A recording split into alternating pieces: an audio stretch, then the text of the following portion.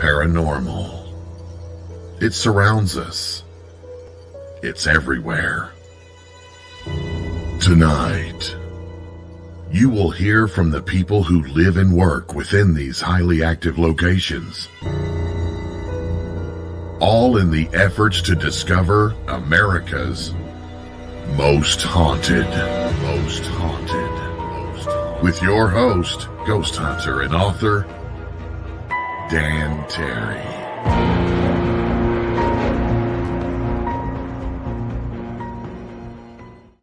Good evening, boys and ghouls. Dan Terry here, your ghost host with the most haunted.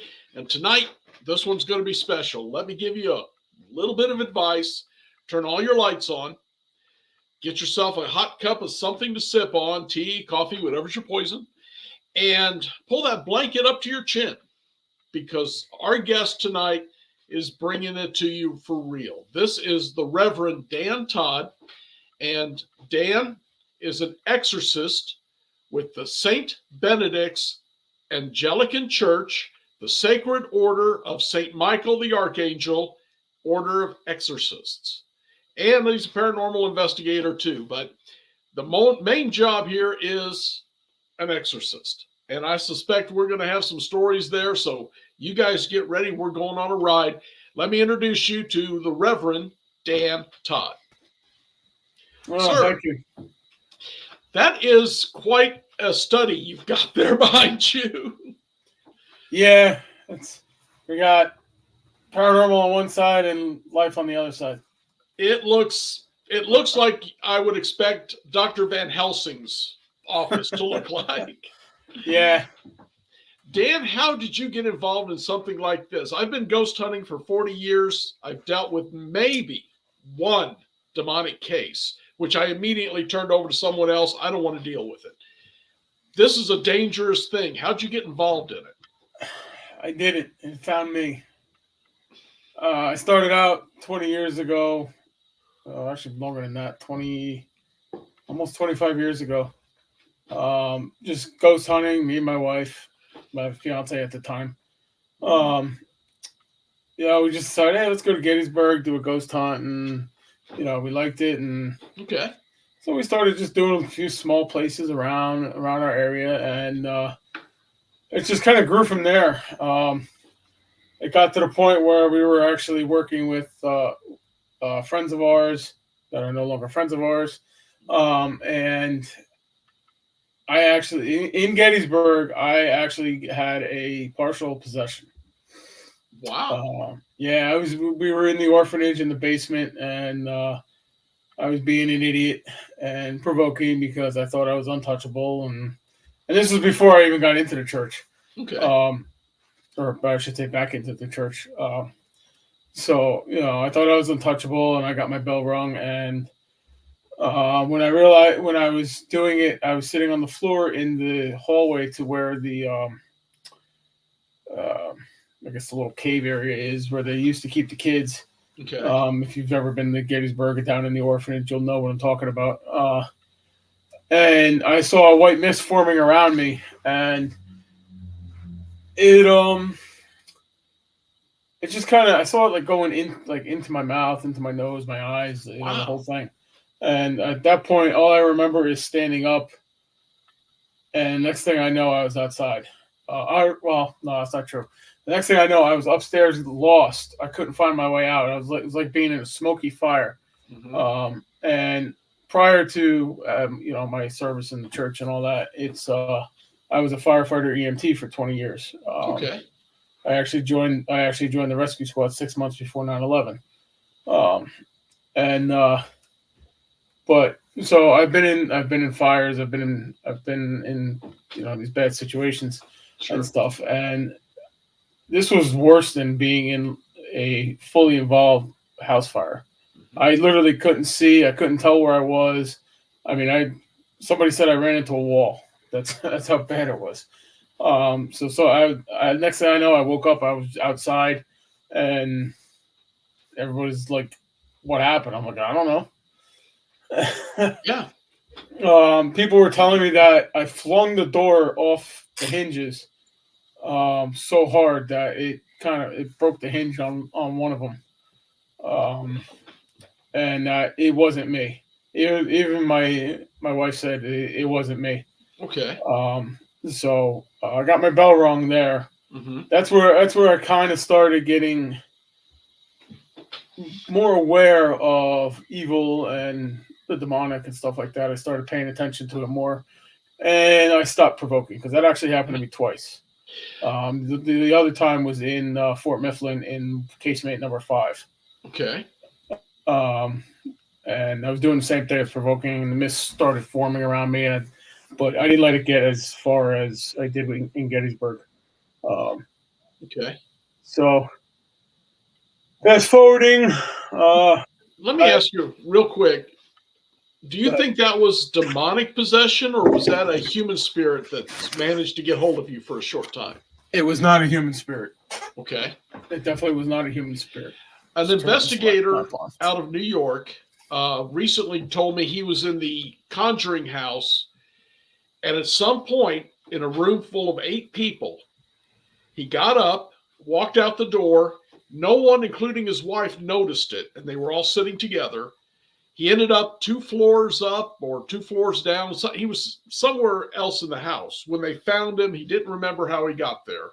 Right. And no one remembered him leaving. Would that be a similar case? Would that be a demonic possession?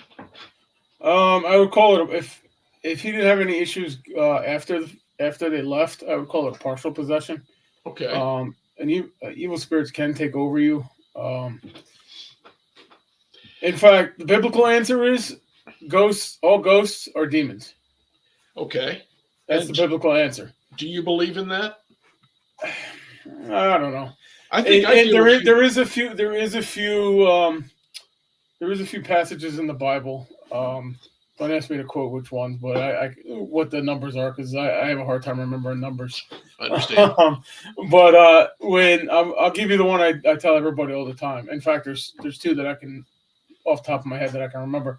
Is the one where Saul is conjured up by the witch, and the other one is where Jesus walks on the water. The apostles thought that he was a ghost. Okay. So they were aware of ghosts back then, and all that in that era. Mm-hmm. But the Bible says that all ghosts are demons. Okay. Whether that's true or not, I don't know. But I do know this: God only allows certain things to happen. Mm-hmm. So when, let's say, your family member, your mom, your dad, your aunt, your uncle, whatever, wants to get a message to you, God will allow their spirit to come down and speak to you. Mm-hmm. Generally, though, the average ghost at, let's say, Conjuring house or the Hinsdale house or whatever is generally probably could be a demon. Okay. So I tell people this all the time, and the problem with the paranormal field is that everybody thinks they know it all. Yes. And yes, I said it. I've said it on my show. I've said it on other shows. No, that's fine. But it's got to be said, because the rise in possessions, the rise in occult activity, it's picking up. It is. I mean, the Satanic Temple. Look what's going on with the Satanic Temple. They're doing an after-school Satan program. I don't want my kid learning about Satan. In fact, I was watching a show with him the other night. It's called Superbook. It goes through different passages of the Bible and tells the story of salvation. Okay. And one of them was when Jesus and the apostles crossed into the Gadarenes and came upon the Gerasene demoniac, and Satan was there, at least in the show. I don't remember if it says anything like that in the Bible. But my son asked me who it was, and I told him, I said, it's a bad man. You don't, I obviously my son is 4 years old. I'm not going to tell him what it really is, because he's going to have a nightmare about it. Absolutely. But as he grows up, he'll know and all that. But the rise of Satanism is or even any occult it's hurting everybody. It really is. Mm-hmm. I don't know what the actual statistics are, but it's a lot. It's a lot. Did I see that another LaVey has taken over the Church of Satan? Or I did they haven't just? heard. I haven't heard that. I believe I know the Church of Satan is still in effect, Mhm. but now the Satanic Temple is kind of taking over the Okay. the game. I don't know if they merged or what, but the Satanic Temple claims they're non-theistic, which means they're not religious. But every time they see each other, they sit there and say, "Hail Satan." Yeah. Well, you don't worship Satan, but you say "Hail Satan." I mean, come on, you know. So I actually just did a show last night. My show, Battle Tested, Friday nights at 7 p.m. About the truth about Satanism. It was almost a 2-hour long show, and I found a report of what Satanism really is. Okay. They're doing rituals, killing people, killing babies, eating fetuses. It's disgusting. I want to just pour holy water on my eyes and in my ears. It's that bad. Yeah. So you guys can go over to my YouTube page, Reverend Dan Todd, or any of my social medias. It's on there if you want to watch it. I apologize in advance because the video is going to skip a few because I was having so many issues. We're on hard drive number 2. Okay. Yeah. Right now. Last week I tried to do that show and they wiped my hard drive. Completely fried it. So I had to put a new hard drive in my computer and all that. So, and that's the first thing I said when you told me your hard drive had fried before this was, could it be demonic related? Because they can definitely mess with computers. They can mess with electronics. They can manipulate it. They can pretty much do anything in your nightmares. Why would anyone even want to mess with this kind of thing? I know it's not, and I've said this before, it is not like Buffy the Vampire Slayer. You cannot cut a demon's head off. That's funny. That's funny you say that because I was just watching that show. When they come after you, they do not stand up and fight. It is going after your bank account, your equipment, your family's health, your health. Your everything is fair game to them, and just nobody understand that. Do they believe what they see on television? A lot do. A lot of people are just ignorant, including many paranormal investigators. Because and I'm thinking of one famous one right now. He owns a museum in Las Vegas. Gotcha. Where he gets possessed every episode.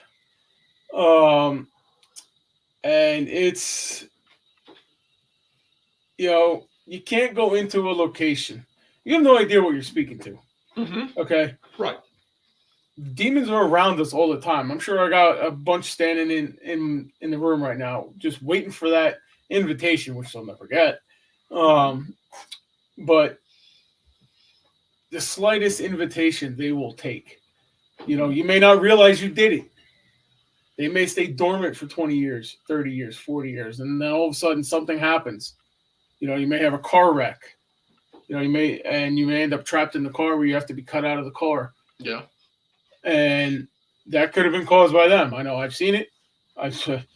Believe me, I've seen a lot of bad things happen to good people over the years. And this was while I was out of the church. I kept asking myself, if God is so good, why does he do things? Why does he allow bad things to happen? Well, it's a balance, and a lot of the times he's also punishing people. It may not be a direct punishment, but it may be a punishment, for a sin or something that you did. Everybody, and I don't know, I'm not going to go into religions here, but I'm going to say in the Catholic religion, you go to confession, you confess your sins to the priest.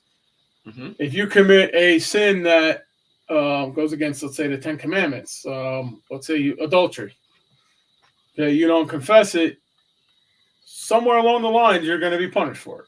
Okay. It's just like when Moses came down off the mountain, and the Jews were worshiping a cow. Yeah. What did God do? He destroyed it. So, but he did punish them for it.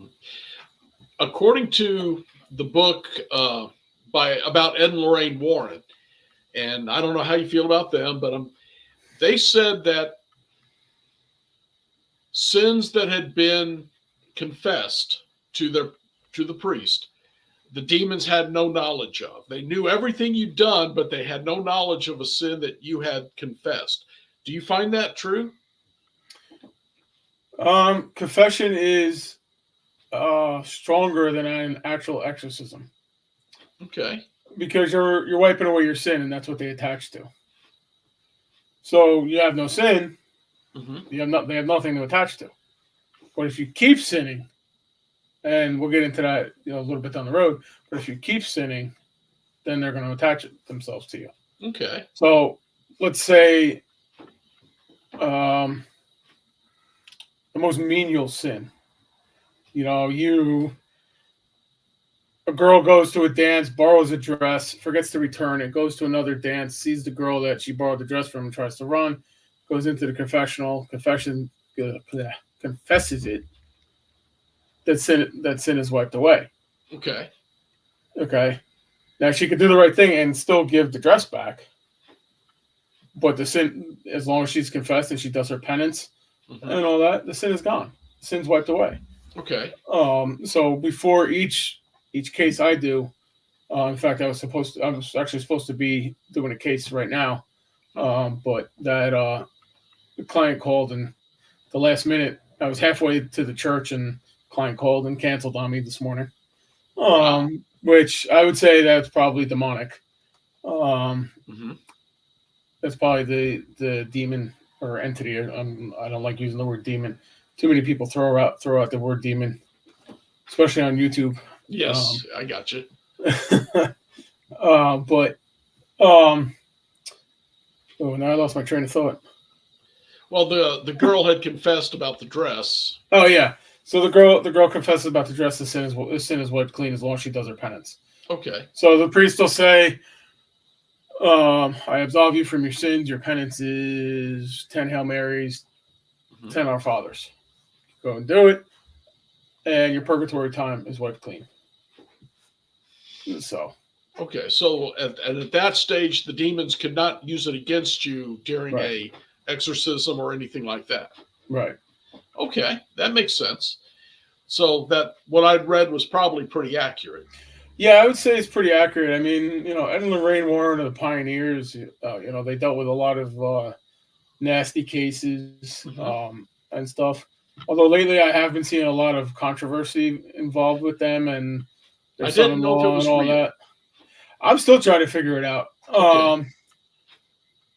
I mean, I don't really pay attention to it as much because I hate dealing with drama. Yeah.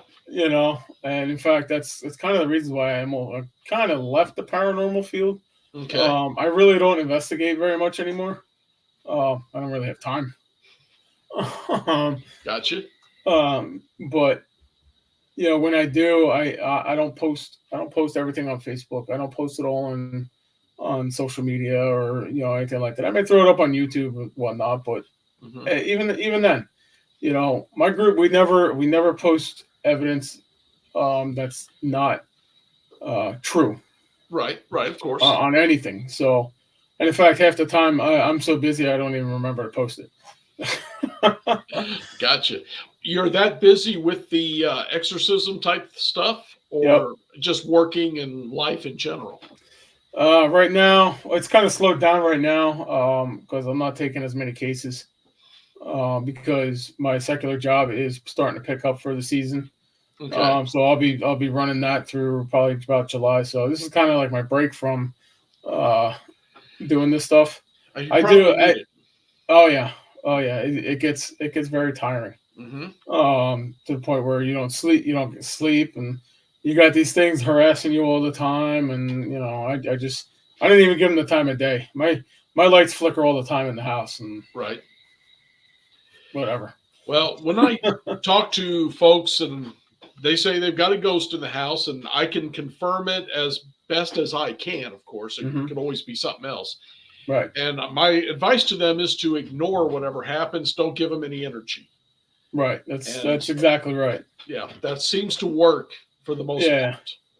There's a lot of people out there that want to be possessed, or they want the spirits. That's. And I was on a very haunted bridge, which I investigated many times, and a woman asked the spirits to enter her, and I'm saying no. What are you doing? But I think these people just don't want to read into it and research this field before they go into it. I know what can happen when you do that. Yep. She just didn't seem to grasp the concept. If I know 25 years ago what I know now, if I knew it all, I probably wouldn't be doing it. Would you be doing what you're doing now? Oh, no. No way. Really? No. Anybody who wants to be an exorcist, a demonologist, whatever, that just means that you shouldn't. Because if you're fascinated by the devil, then you got a problem. Yeah. Okay. I respect him. I respect I respect his power. Mm-hmm. Will I kick him in the nuts? Yes. If he has. Well, I had one case where it was Lucifer himself, and I made him kneel and bow to Jesus. Wow. Yeah. Can you tell a little bit about that case, or is it something you don't want to bring up? I can. I haven't. That case was a year ago, year and a half ago. It was. I got contacted by somebody. They said they read an email online and they did a ritual, and that's how he became possessed. Okay. So we farted around, with the and stuff because they lived in Delaware. I live in Jersey, so it's a 2-hour ride between us. And he didn't drive, so getting to him was hard. So a lot of the investigation was through phone and virtual and all that. Okay. But when we did get there, we did confirm that there was something there. I'm not going to say he was fully possessed because I don't think he was, but he was there, and I have a friend who allows me to use his church when they're not using it. So we were in the church, and we started in the front of the church up by the altar, and we ended up in the back of the church. Okay. But during it, it really wasn't, like what you see on TV. Of course. It was a lot. You could tell when you'd go in and out and stuff. But as far as like growling, snarling, I'm not saying that doesn't happen, but yeah, it's the usual crap. What's your name? Legion. And I laughed at him, and I called Lucifer Lucy. I made fun of him. Okay. And he hates it. He hates it. In fact, if you ever run across one, just start making fun of them. I hope not to. Because they hate it. They hate it. I mean, it's funny because they get so worked up like a human would and all that. Oh, I'm gonna hurt you. Yeah, okay, whatever. Yeah. Tell you what, go stand by the foot of the cross. I'll see you then. All right, Dan, I want to talk to you more, but I'm going to have to step away for just a minute, and I will be back in no time to finish these stories because your stories are incredible, okay? All right, hang on, folks. We'll be right back. I'm just going to give it about 15 seconds. They'll fill in the commercials later. Okay. All right. Is there anything particular you do want to get into in the last 20 minutes or so? Yeah, we can get into what to do, what not to do, stuff like that. As far as when you run across them on investigations. Oh, okay. If you're doing a house, stuff like that. I will ask that directly then. Great. All right, that should be enough time. So, All right, friends, we're back, and we are with the Reverend Dan Todd, and he is an exorcist with the Sacred Order of St. Michael, the Archangel Order of Exorcists. Have I got that right? Sacred Order of St. Michael's, the Archangel Order of Exorcists, yes. Okay, all right. And how does someone become an exorcist? I thought they had schools for that in the Catholic faith in Italy and things you have to go to. They do. That's the Roman Catholic Church. Right. I'm not a part of the Roman Catholic Church. Oh, okay. We're apostolically seceded with the old Catholic Church, even though it says Anglican on the side. That's another church I belong to. Oh, okay. The order itself is Old Catholic.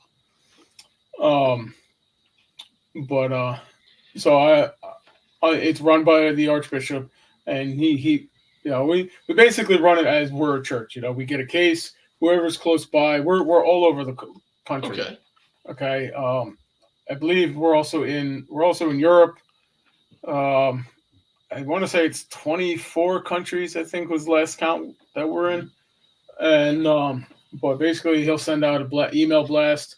Whoever's closest will handle the case. And then it gets investigated. Mm-hmm. And we make the determination if it's mental health or not. And there's a lot of mental health. I've had many mental health cases lately. And then we'll submit the evidence to the Archbishop. He'll go through it with his team of doctors as well. Okay. Doctors, psychologists, psychiatrists, the whole 9 yards. And the whole process will take anywhere between 3 to 6 months to have an actual an official rite approved.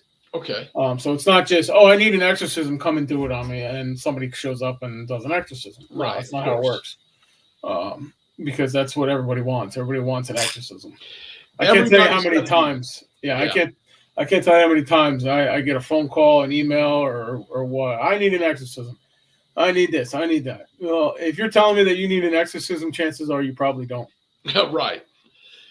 If you were possessed, you wouldn't want an exorcism. Yeah, it's very stressful. I actually had a lady contact me. She lived in, was it Utah? Mm-hmm. It was either Utah or North Dakota or South Dakota, somewhere out west. Okay. And I'm talking to her, and she mentioned she has a heart condition. I'm like, okay, what kind of condition do you have, and what is going on with your heart? Mm-hmm. Well, my heart's only pumping at 10%. I said, okay, well, then you need to have a physical done by your doctor and a stress test.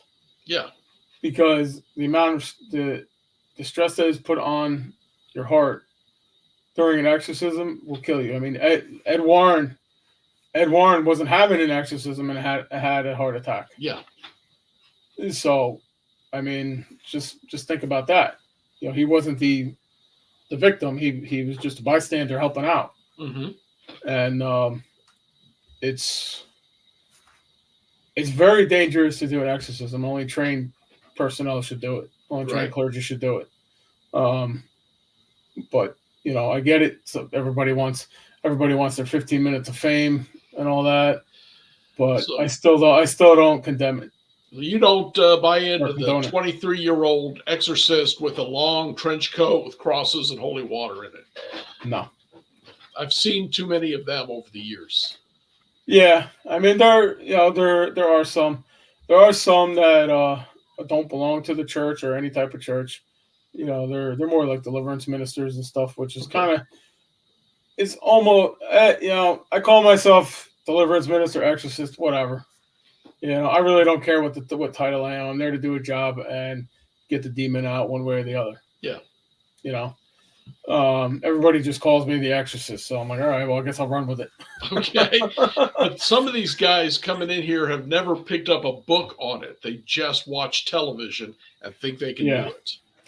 Yeah, well, there's many people like that. I mean, I don't know if you're familiar with the Demon Slayers on YouTube. I have not, no. So they're the charismatic preachers, the ones that stand there with the microphone and praise God, this and that. I do this, blah, blah, blah, screaming into a microphone, and then and then taking, their hand and smacking you upside the head and saying you're healed. Southern They call Baptist. themselves the demons. Yeah. Yeah, I guess you could say that, but these guys don't. These guys are, I don't know. They claim to be non-denominational, but they're more Protestant, and stuff. I mean, come on. They think Mary's a demon. The Virgin Mary is a demon, is what they say. Okay, Yeah. I won't even go there. I have no clue if that could possibly work. Yeah, it's bad doctrine. Yeah. It's bad theology. They twist scripture around, and I mean, if you want to go see what Isaiah Saldivar, Vlad Zavchuk, they're all on there. Okay, they're all on YouTube. They're I wouldn't take advice from them or even help from them. I mean, they're not real. Well, I am Protestant myself, but I know when a case looks that real, even these Protestant churches will call the Catholic Church for help. Yeah. Well, the Catholic Church literally wrote the book. Yeah, absolutely. It was reformed in 1999. Before that, it goes back to 1614, and it was used all the way up till 1999. It's still used today. I do have a copy of the New Rite as well. I actually have two copies, one in English and one in Latin. But I tend to use the Old Rite more. It's a little bit stronger. It was actually written for it. The New Rite is more like a minor exorcism. Okay. So I tend to go with the Old Rite. Plus, you know how everything is. The older, the better. It's more tried, more tested. Yeah, exactly. And how do I say this? There was a time when you would see ghosts, demons, stuff like that. The interest in it would raise, especially around a movie, and then it would disappear for a while, but it hasn't disappeared in the last almost 20 years. And people are going in ghost hunting for the first time, or in my case, I'd done it for over 20 years before I come across what might have been demonic. I'm still not convinced. What should we be looking for? I saw things and was told things that blended in with what I'd read on the topic. So I said, all right, I need to get somebody else involved. What should people be looking for? As far as being on a paranormal investigation or just in general? Well, either one, but a paranormal investigation, someone calls you in, and frankly, they all say, I've got a demon anymore. Okay. And basically. Yeah. What is it we should be confirming? Okay, so one of the things we look for in a person is their eyes changing. Their eyes go to like serpent eyes, like snake eyes. Okay. That's one. Obviously, anger is one. So if little old grandma is, sweet old grandma is, cursing everybody out and F this, F that, and the whole 9 yards, and she's never done that in her life, well, that might be a problem. Okay.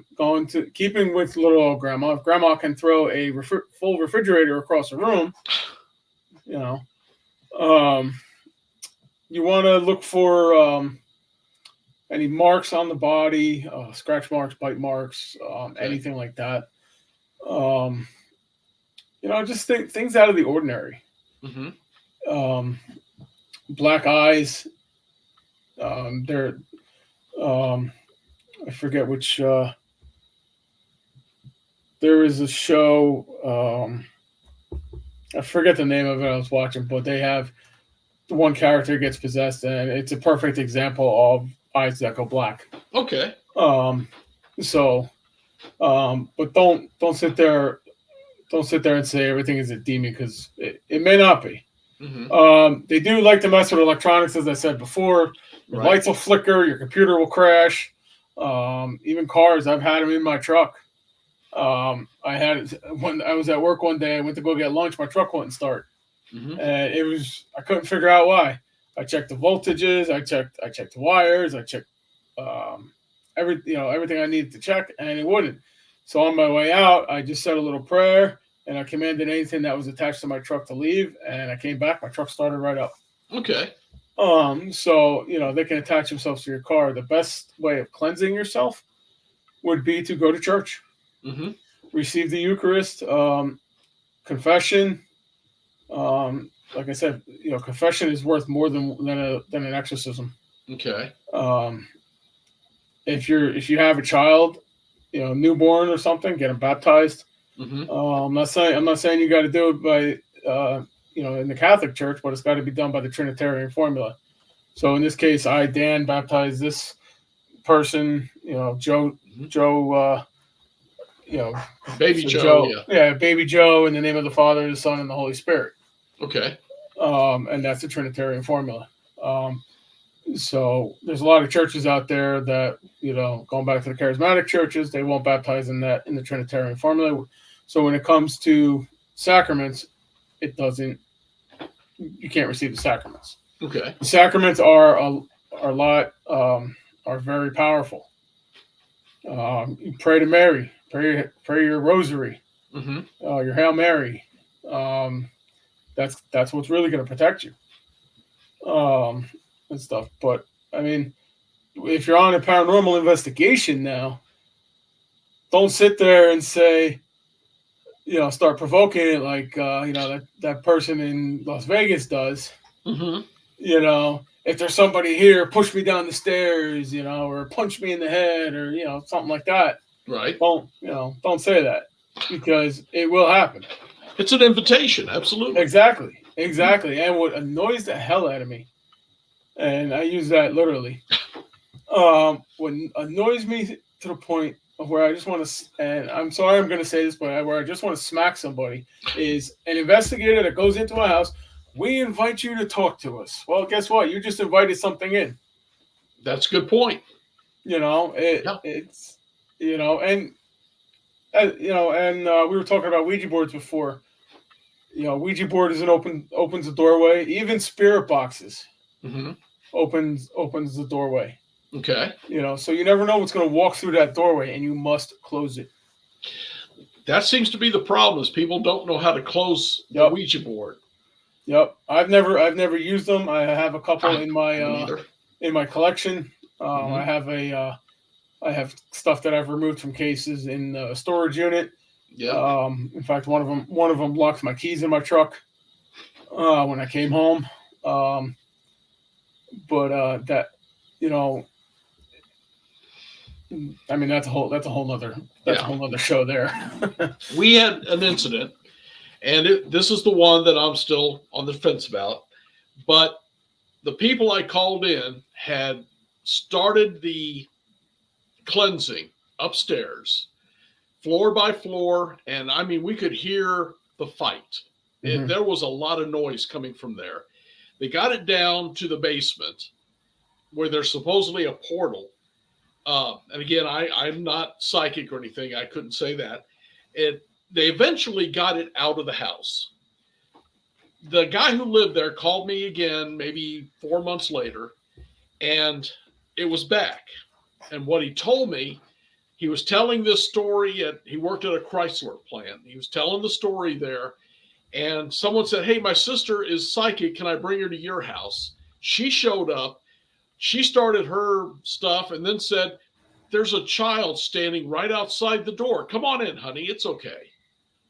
And it all started all over again. Yeah. When he called me, I said, "You need to go get yourself a priest or something, because I can't help you." Yeah, a lot of times they'll make you feel sorry for them. They'll show up as a child. Yeah. Or an injured child, or an injured elderly person. Something that's gonna, make you let your guard down. And I couldn't believe they fell for that one, honestly. Yeah, well, a lot of people do. Mm-hmm. A lot of people do, because that's humanity's weakness, is compassion. So, but going back to mediums and stuff, mediumship is also demonic. Is it? Yeah, mediumship is demonic. God will not allow that to happen. It's witchcraft. Okay, even though they were disability.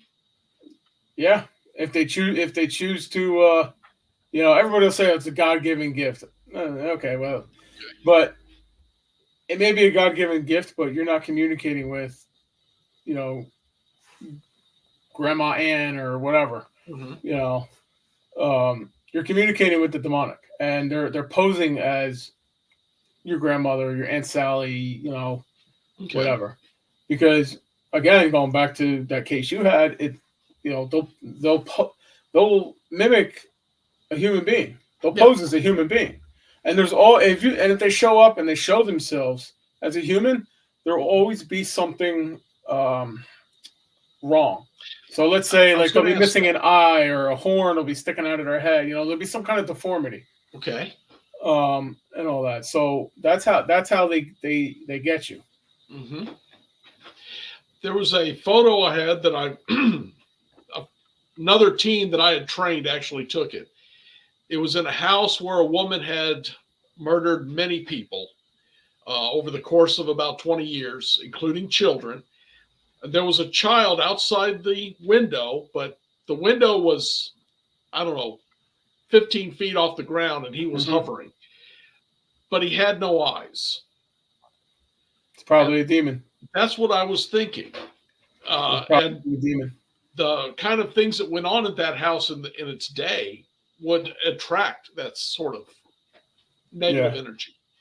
Well, they can show up in pretty much anywhere. I mean, they're all around us, like I said before. But let's say let's use the Conjuring House as an example. Okay. So there have been many deaths at the Conjuring House over the years. I mean, it's what, 300 years old, 400 years old, something like that. I've never been there. I have no desire to go there anymore. It's been ruined for me. I understand. But you know, the more you talk about it, the more power you give it. Okay. So there may not have been a dark entity there. At least after the whole incident with Ed and Lorraine Warren and the parents and all that. Right. You know, and who knows? The parents could have had that attached to them, and they brought it with them to that house. Mm-hmm. So even though all those tragedies over the years were there, now if somebody brings something in, now it's gonna be more powerful because now it's latching onto all that, right, all that negative energy. So I believe up there was a battle on the property. Somebody died in a barn. Somebody died from drinking too much. They froze to death or something like that. You know, and so they'll use that and they'll trap the spirits there and they'll use them. Okay. So, and by everybody coming in and doing a YouTube show or travel channel show and all that, it's giving it what it wants, which is attention. And that house I was telling you about with the ghost child or the demonic child, whatever it was showing us, has been a paranormal hotbed for investigators for about 5 years or so. Where is this house? It's in Morse Mill, Missouri. Okay. And it's, I can't remember the name of the house now, but there was a lady named Bertha Gifford who began poisoning people with arsenic. Ooh. And she killed many people, including some two brothers. One was, I think, 7 when he died. She got the next one. She would pretend to be a nurse when families had a sick child. Oh. She would take them in to take care of them. And she took care of them. Yeah, not the right way. Yeah, she ended up dying in a hospital, not guilty by reason of insanity, but she never got to come out of that. And they proved for sure she killed 5. The count is about 32 they think she killed. Wow. But they convicted her on the 2 boys and the boy's uncle. And again, the father was bringing his kids. He was single. He was having to work.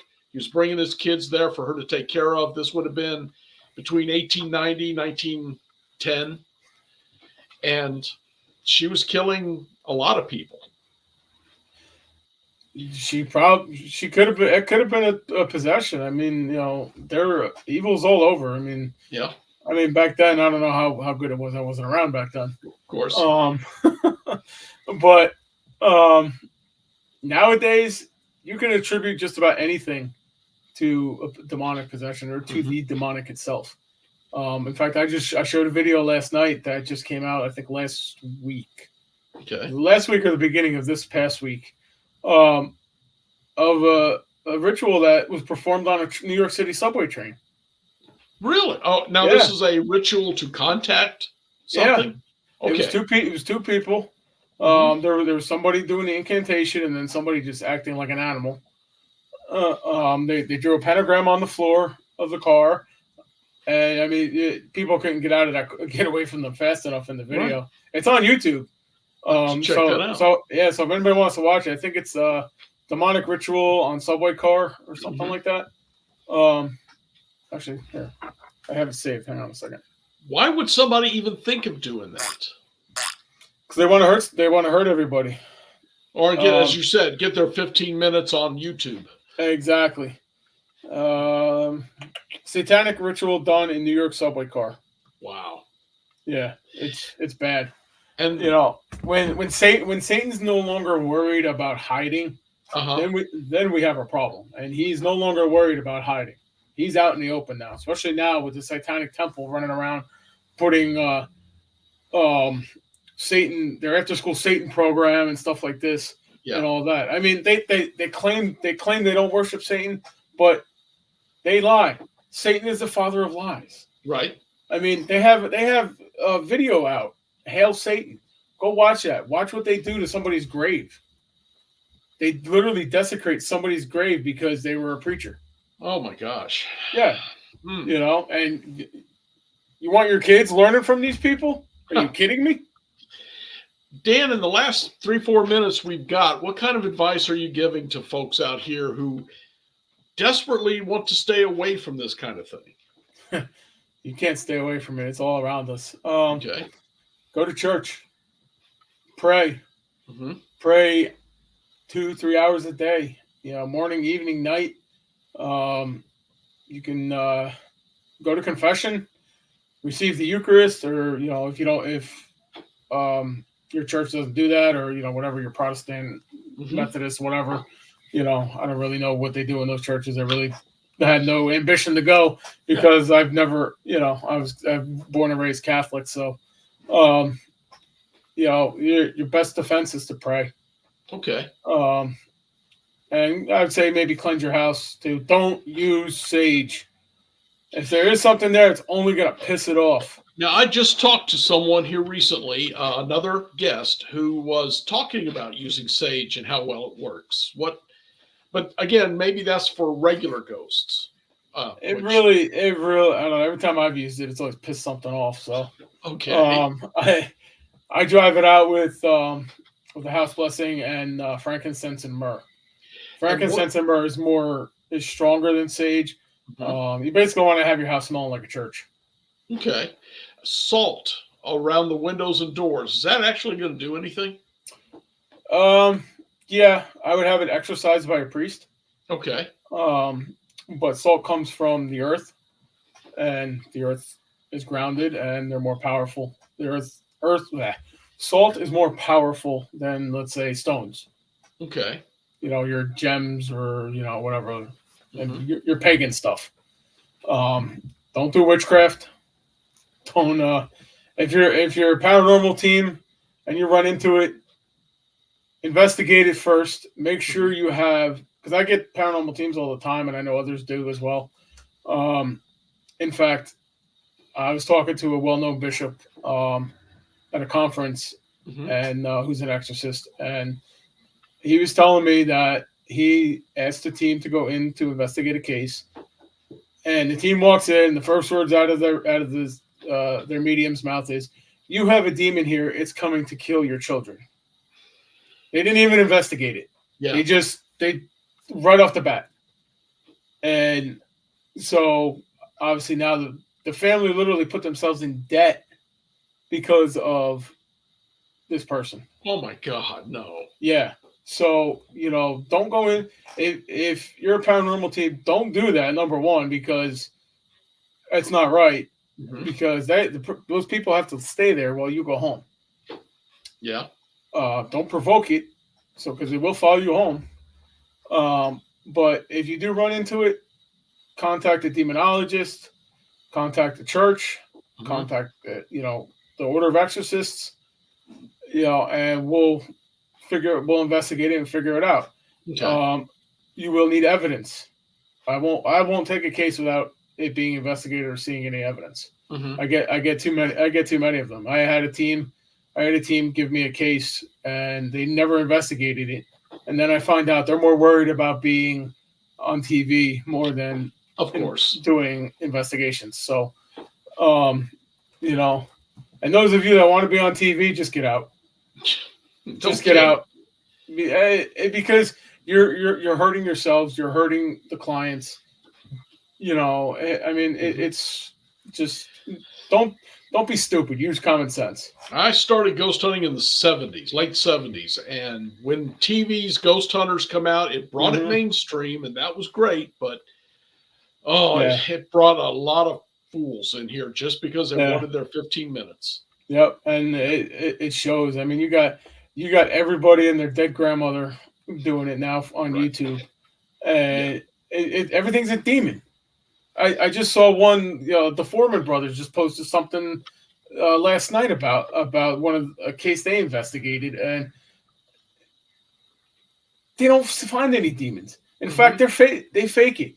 There was one video I was watching. They claimed that the demon kicked the ball down the stairs, but yet one of them was missing. There's 3 of them that were investigating this. One was missing. He was upstairs behind the wall, and he's the one that threw the ball down the stairs. Because you can if you look real close, you can see his hand. So a lot of what you see on YouTube and TV these days is faked. So I believe that, and so is the movies. Oh yeah, of course. The only if you're gonna watch anything about demonic possession in a movie, I would say Nefarious is the closest. Okay. And The Rite with Anthony Hopkins. I was gonna say it was Anthony, and I kept coming up with Baldwin, and I knew that one right. Okay. Yeah. So those 2 are the more closer to real. Yeah, closer to reality than anything. Okay. The Pope's Exorcist? No. It's a good horror movie. It is. But no, I to be honest with you, if I'm being honest, I think Father Amorth would be rolling over in his grave if he saw it.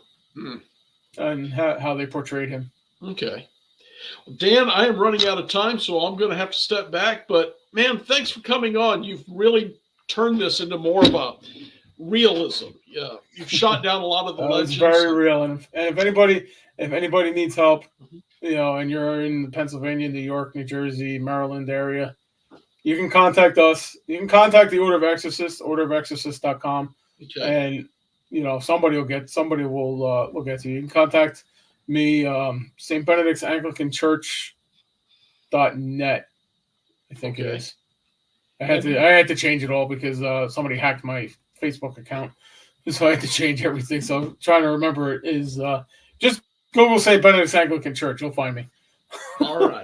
Well, but thanks you can for get me on coming Facebook as well. And I hope to bring you back and talk more realism about this situation. Yeah, no problem. All right, that'd Dan. be great. Thanks. God bless everybody. Have a good night. Stay safe, buddy. You too. See ya. All right, my friends, just real quick. First off, let's talk. That was good. I was expecting more stories, and what we got was some very good direction, good tips, good training. So keep that in mind, but I still would rather stay away from it if I can. Want to remind you all, the UNX Network is free to join. Get onto unxnetwork.com. Drop down a little bit. I think you have to put in your name and a little bit of information, such as your email address. What do you get for all that work? Access to the blog. The X-Blog comes out several times, sometimes a week, depending on what's going on. Lately, it's been just burning up with the cube UFOs, with the Mothman cryptids, ghosts, whatever comes up in the news, it's there. Then you also get the monthly newsletter. And finally, you get monthly the UNX magazine. And the UNX magazine's got everything you could want in it, articles written by some of the best in the field. Heck, they even let me do it now and again. So keep an eye on it. Join up. You get those for free. Like I said, every month delivered directly to you. Read it at your leisure. And I think you're going to appreciate if you join up with the Onyx Network. Plus our own shows here. We've got so many new ones. It's hard to keep track of them. But I'm going to go ahead and step back so you can enjoy your night. Stay safe. Stay away from the demons. And most important of all, guys, stay spooked. Good night.